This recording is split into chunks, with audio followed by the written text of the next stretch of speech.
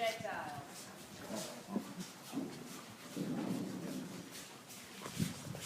Unless you just don't want to play with cannonballs.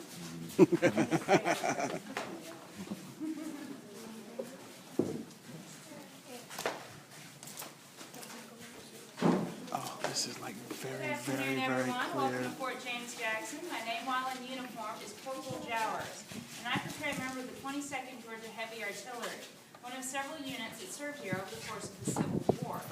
Now, this fort was constructed in a swamp surrounded by marsh, and we're not the first fort constructed on this swampy island. The very first fort we call the Mud Fort. Now, that was constructed during the American Revolutionary War. You're just going to have to imagine basically dirt mounds over there with cannons behind them.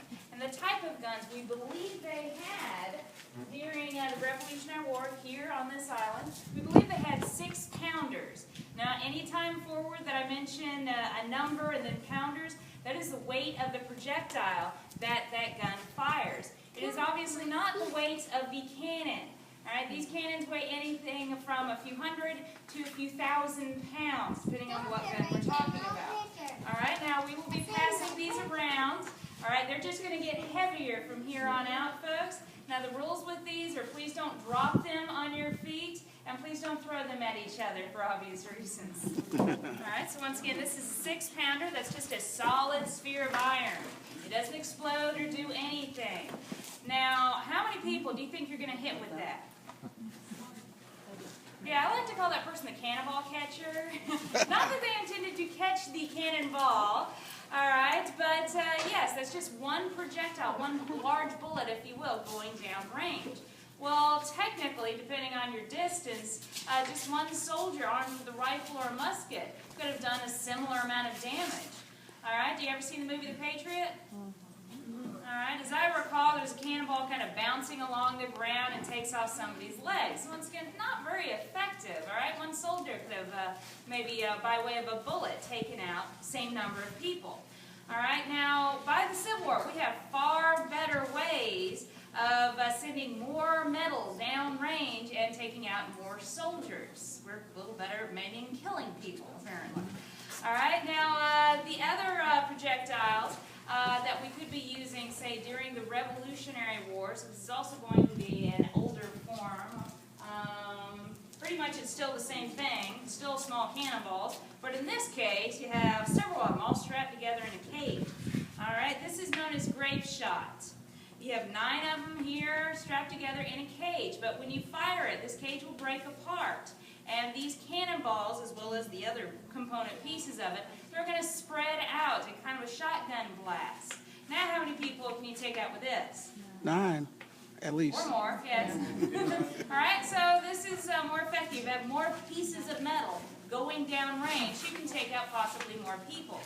Now, you can fire solid shots, or you can fire grape shot at either people or ships. The real purpose of having a fort here on the Savannah River is to defend the city of Savannah against a foreign navy. Now, not quite so foreign anymore once we get to the Civil War. Of course, it's the U.S. Navy that we're worried about. All right, you might have noticed that I'm a Confederate soldier. Despite the fact that this fort, as well as in truth Fort Pulaski, were both constructed by the U.S. government previous to the Civil War, there's only groundskeepers that are taking care of either of these forts. There's no garrison in either of these, so there's no Fort Sumter type scenario.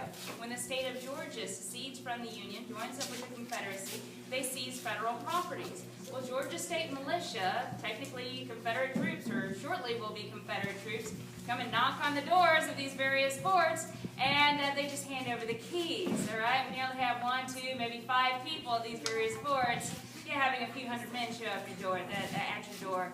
It might change some things. All right, so we're going to have Confederates in both of these forts during the Civil War. Now, we're only going to have Confederates for the first year of the war at Fort Pulaski. It's going to be taken by way of an artillery bombardment. All right, and both of these forts were built in the days of only having smoothbore artillery.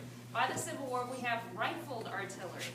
Now, most of our guns are still going to be smoothbore. It's still not rare, but once again, kind of not near as many rifled guns in comparison to smoothbore. Alright, so that's going to take out those rifled guns. They can fire at greater distances and with greater accuracy. That's going to be the undoing of Fort Pulaski. They never really got close enough to fire at us with said projectiles. Now these first projectiles that I've passed around, notice that they are round in shape. They're just cannonballs.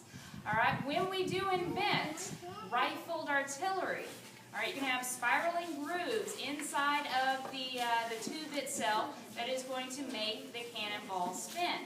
But we're also no longer going to have just that spherical shape. We're actually going to apply a cone shape to it. Very much like how bullets are today. We all seen bullets? They're rather cone shaped, alright? Likewise, the Civil War rifles that our men are carrying in their arms, those are likewise going to be rifles with cone-shaped bullets. Alright, but still, most of our artillery, most of our cannonballs are going to be round in shape. Now the gun that I'm actually going to be firing for you is this 12-pound mountain howitzer. So the weight of the projectile is 12 pounds. Alright, so once again, we have a 12-pound projectile. This isn't going to explode or do anything. So once again, this isn't going to be very effective in comparison to, say, that grape shot. Alright, now by the Civil War, we have some newer versions of cannonballs, if you will. This kind of replaces grape shot. Now we're still using it, but we're starting to use this as a more kind of modern concept. Well, Civil War modern.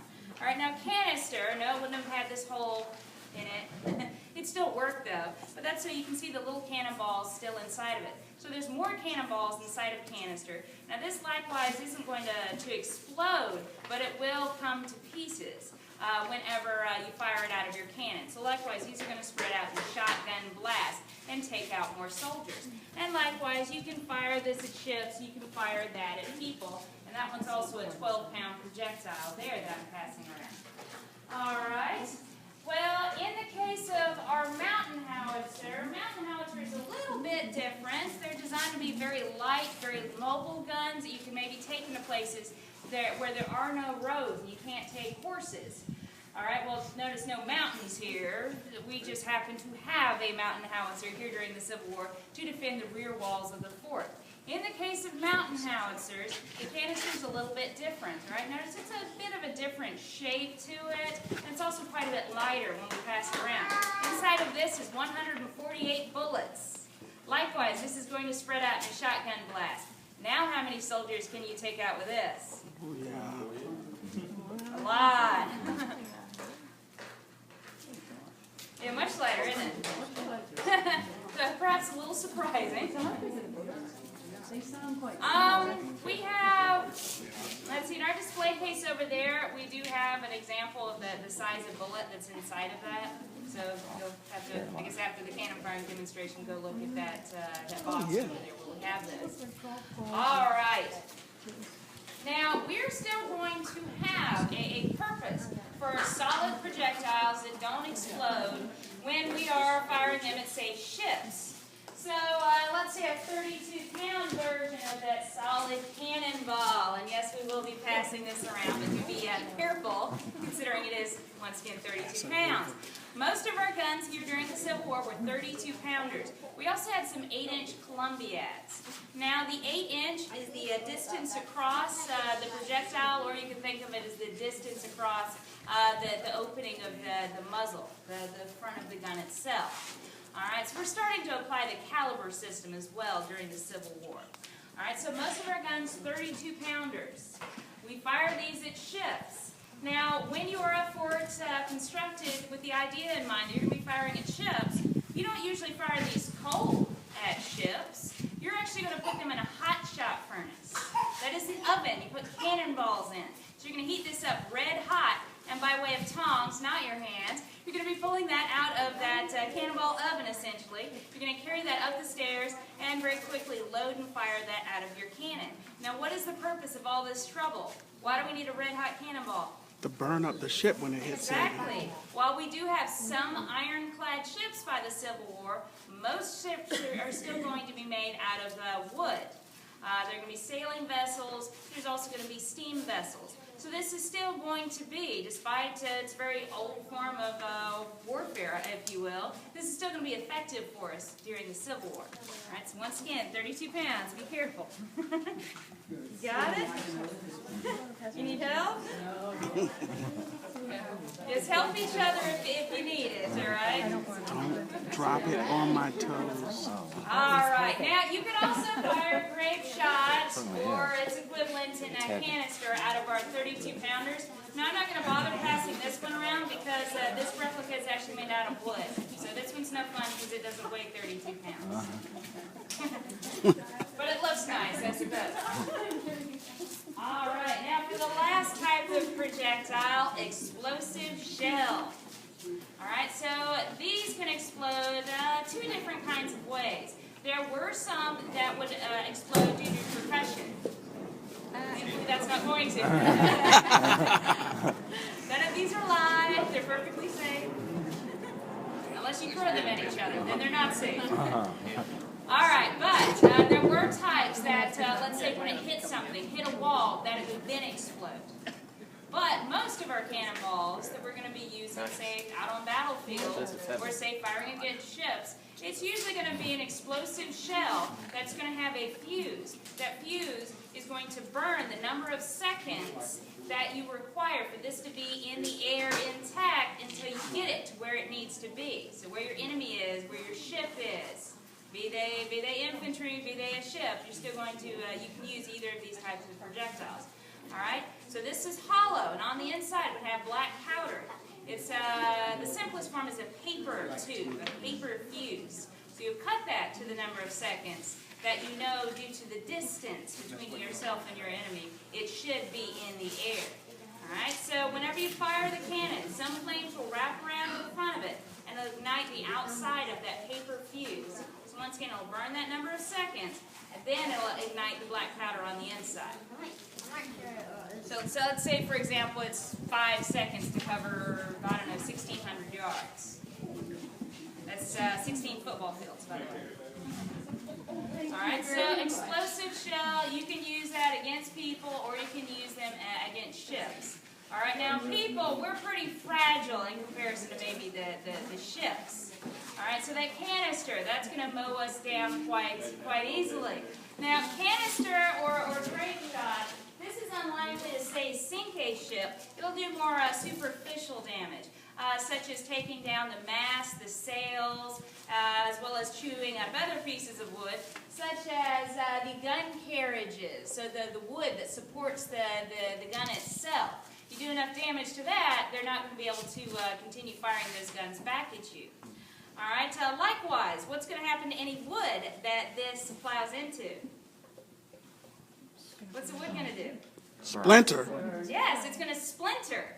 All right, likewise, people are pretty delicate. Those wood splinters can likewise do us a lot of harm. All right, so that's secondary shrapnel there. All right, so any questions about all these projectiles? Yes, sir. I've seen in movies that like chain two cannonballs together. Is that something that was that concept they played with a little bit during the Civil War. For example, I believe it's in Macon. I might be wrong, but there was an attempt by the Confederates